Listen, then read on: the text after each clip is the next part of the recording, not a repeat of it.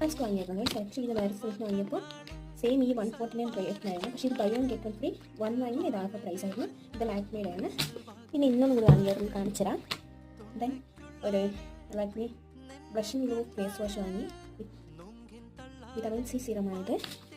പിന്നെ Pantene shampoo.